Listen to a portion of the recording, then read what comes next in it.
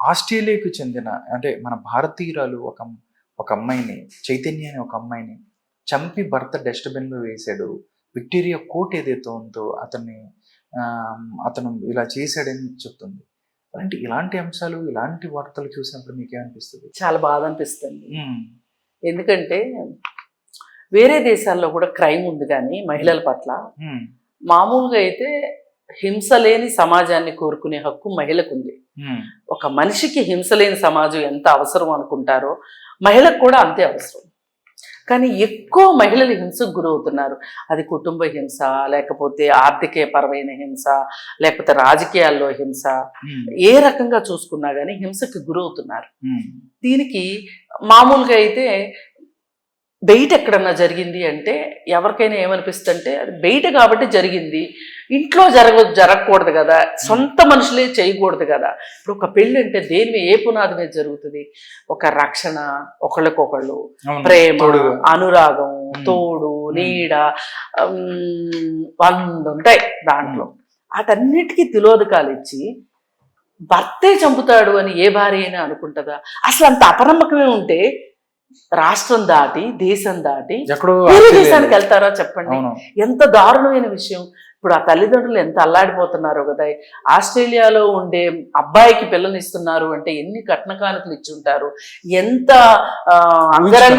అంగరంగ వైభవంగా పెళ్లి చేసి ఉంటారు. మరి ఈ అమ్మాయి కూడా చదువుకునే ఉంటది ఖచ్చితంగా. ఆ అబ్బాయి ఏం చదువుకున్నాడో, ఎంత ఉద్యోగం చేస్తున్నాడో, ఏమని పెళ్లి చేశారో తెలియదు. కానీ అసలు ఎన్ఆర్ఐ పెళ్లిళ్ళే చాలా పెద్ద ప్రశ్నార్థకంలో ఉన్నాయండి. చాలా పెళ్లిళ్ళు ఇలా హింస ఉంటుంది ఎన్ఆర్ఐ పెళ్లిళ్ళు. అక్కడికి ఇప్పుడు కోట్ల రూపాయలు ఇచ్చి పెళ్లి చేస్తారు, వాళ్ళు ఎక్కడో ఉంటారు, ఇద్దరే వాళ్ళు బతుకుతుంటారు, ఏం చేసినా కానీ ఎవరికి చెప్పుకోలేని పరిస్థితి. పైకి ఈ మధ్య తగ్గింది ఎన్ఆర్ఐ సంబంధాల మీద మోజు తగ్గింది. కొంచెం వెనకడికి వేస్తున్నారు, బాగా తెలిసిన వాళ్ళు అయితేనో అట్లా ఏదో చేస్తున్నారు. కానీ ఏది ఏమైనానండి, ఇప్పుడు భారతదేశంలో ఉన్న, అమెరికాలో ఉన్న, ఆస్ట్రేలియాలో ఉన్న హింసే కదా.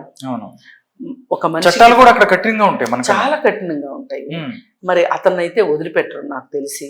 ఇక్కడన్నా ఏదో మేనేజ్మెంట్ చేసుకోవచ్చు భారతదేశంలో. ఆస్ట్రేలియా, వేరే దేశాల్లో మహిళల హక్కులకి సంబంధించి చట్టాలు చాలా, అంటే చట్టాలు లేకుండా కూడా పటిష్టంగా ఉంటుంది వ్యవస్థ. మన దేశంలో చట్టాలు ఎక్కువ ఉన్నాయి కానీ చట్టాల మీద గౌరవం లేదు, అవగాహన లేదు ఇక్కడ. అక్కడ ఇప్పుడు మీరు ట్రాన్స్జెండర్ సమస్య ఉంది కదా, మన దేశంలో చట్టం ఉంది కానీ వేరే దేశాల్లో చట్టం లేదు. వాళ్ళు ఎలాగైనా ఉండొచ్చు, వాళ్ళకి సమాజం నుంచి మద్దతు ఉంది. వాళ్ళకి మనం కొంచెం దూరంగానే పెడతాం. ఇక్కడ చట్టం ఉంది కానీ సామాజిక అవగాహన లేదు. అక్కడ చట్టం అక్కర్లా, సామాజిక అవగాహన ఉంది. వాళ్ళు మళ్ళాంటి మనుషులే అని నమ్ముతారు వాళ్ళు, కానీ ఇక్కడ నమ్మరు. ఇక్కడ మనకు చట్టాలు ఎక్కువ అవసరమైనవి వచ్చినవి తెచ్చుకున్నాము ఎన్నో పోరాటాల ద్వారా. కానీ చట్టాలని వాడే దగ్గర మట్టుకు డబ్బు, ప్రధానం, రాజకీయ విషయాలు, అధికారము, ఇవన్నీ ప్రభావితం అవుతున్నాయి. అందుకని కేసులన్నీ నీరుగారిపోతూ ఉంటాయి. ఇప్పుడు 498 చట్టం ఉంది, ఆ చట్టానికి సవరణ తీసుకొచ్చారు. అలాగే SC ST అట్రాసిటీస్ కేసుకు సంబంధించి దానిలో కూడా సవరణలు కావాలని అడుగుతున్నారు. ఇప్పుడు ఈ దేశంలో ఎన్ని చట్టాలు లేవు, ఎన్ని దుర్వినియోగం కావట్లేదు చట్టాలు. కానీ మహిళలు, SC STలకు సంబంధించిన చట్టాలే సవరణలకు ముందుకు వచ్చినాయా? ఎన్ని చట్టాలు లేవు. అవసరం అనుకుంటే డబ్బులున్న వాళ్ళకి సంబంధించిన చట్టాలు సవరించబడట్లా, అగ్రకులాలకు సంబంధించి ఏమన్నా ఉంటే సవరించబడట్లా, మరీ ముఖ్యంగా రాజకీయాలకు సంబంధించిన చట్టాలు సవరించట్లా. లీడర్ సినిమాలో చూపించినట్లు మీ మీద మీరే కేసులు వేసుకుంటామంటే ఎందుకు ఒప్పుకుంటారంటారే. ఇప్పుడు అవినీతి ఉంది, అవినీతి పైన రాజకీయ నాయకులు అవినీతి చేయకూడదు అనే చట్టం గురించి దాన్ని ఇంకొంచెం కఠినతరం చేద్దాము అని మీరు బిల్లు పెట్టండి సుప్రీంకోర్టులో.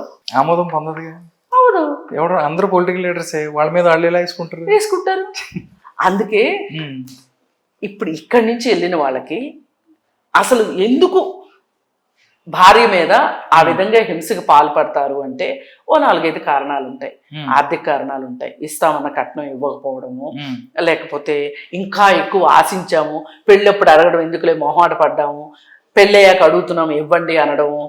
లేదు అంటే ఆ అమ్మాయి ఉద్యోగం చేస్తుంది అనుకోండి, ఆ అమ్మాయి ఉద్యోగం చేసే డబ్బులు పెత్తనం అతనికి కావాలి. ఇప్పుడు కట్నాలు ఇచ్చారనుకోండి, జాయింట్ గా పెట్టాలి అనే ఒక నిబంధన పెడతారు.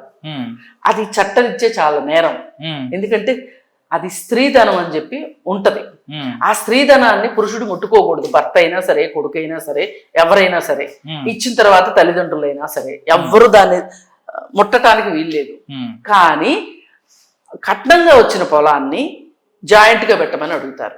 అంటే ఎప్పుడు అడుగుతారు? ఎంగేజ్మెంట్ కి పెళ్లికి మధ్యలో అడుగుతారు. అంటే ఏంటి, ముందుకెళ్ళలేరు వెనక్కెళ్ళలేరు, అందుకే చచ్చినట్టు చేస్తారు. ఇట్లా ఆస్తులు రాయించుకున్న వాళ్ళని చూసాం మనం.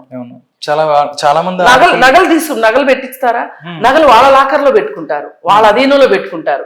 ఈ అమ్మాయి మళ్ళీ ఏదైనా అక్కడ తేడా వస్తే వెనక్కి రావడానికి వీలు లేకోకుండా బంధించేసి పెడతారనమాట.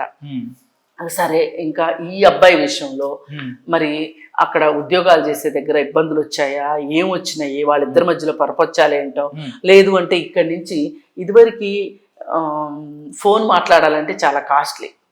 ఇప్పుడు ఈ వాట్సాప్ వచ్చిన తర్వాత, వీడియో కాల్స్ వచ్చిన తర్వాత చాలా ఈజీ అయిపోయింది. కొంతమంది తల్లుల పాత్ర చాలా ఉంటుంది ఆడపిల్లల విషయంలో కూడా. ఈ కేసు అబ్బాయి చంపాడు కాబట్టి మనం ఆ కోణంలో మాట్లాడుకోవాలి. ఇప్పుడు అతని తల్లి ఏమి ప్రోత్సహించిందో, తండ్రి ఏం ప్రోత్సహించాడో తెలియదు. ఈ కాల్స్ కూడా ఎక్కువైన తర్వాత ఇది ఒక ఇంకొంచెం హింసను ప్రేరేపించేదానికి పెరిగింది ఈ ఫోను. ఏదైనా అతనికి కఠినమైన శిక్ష పడాలని తల్లిదండ్రులు కూడా తెలుసుకోవాల్సింది ఏంటి అంటే, మీరు ఎన్ఆర్ఐ సంబంధాలని మోజులో పడి ఆ ఉచ్చులో ఇరుక్కోకుండా ఆడపిల్లల్ని తీసుకెళ్ళి మీరే బలిపీఠం ఎక్కించిన వాళ్ళలాగా అవుతున్నారు. అందుకని ఈ విషయంలో మటుకు చాలా జాగ్రత్త. పైగా ఎవరైనా ఎన్ఆర్ఐ అమ్మాయిలు ఇట్లా హింస జరుగుతుంటే గనక ముందు కొంచెమే కదా అని భరిస్తారు, అది చచ్చేదాకా వెళ్తుంది. మీరు అసలు హింసని భరించే అవసరం లేదు. ఈ మొగుడు ఉంటే ఉంటాడు, ఈ హింస చేసిన వాడు పోతే పోతాడు. అక్కడ కౌన్సిలింగ్ కానీ, కేసు నమోదు చేసుకోవడం కానీ, కౌన్సిలింగ్ కానీ ఏదైనా చాలా పకడ్బందీగా జరుగుతుంది. ఆ అమ్మాయికి ఆ ఇంట్లో రక్షణ లేదు అనుకుంటే అక్కడ చట్టాలు ఎలా ఉంటాయంటే, ఇల్లు అతనిదైనా సరే అతనే బయటికి వెళ్ళిపోవాలి. అతను గవర్నమెంట్ హోమ్స్ ఉంటాయి, అతను వెళ్ళి అక్కడ ఉండాలి గవర్నమెంట్ హోమ్ లో. ఈ అమ్మాయి ఇంట్లోనే ఉండాలి. అలాంటి చట్టాలు ఉన్నాయి అక్కడ. ఇక్కడ ఉందా అంటే అలాంటి చట్టం?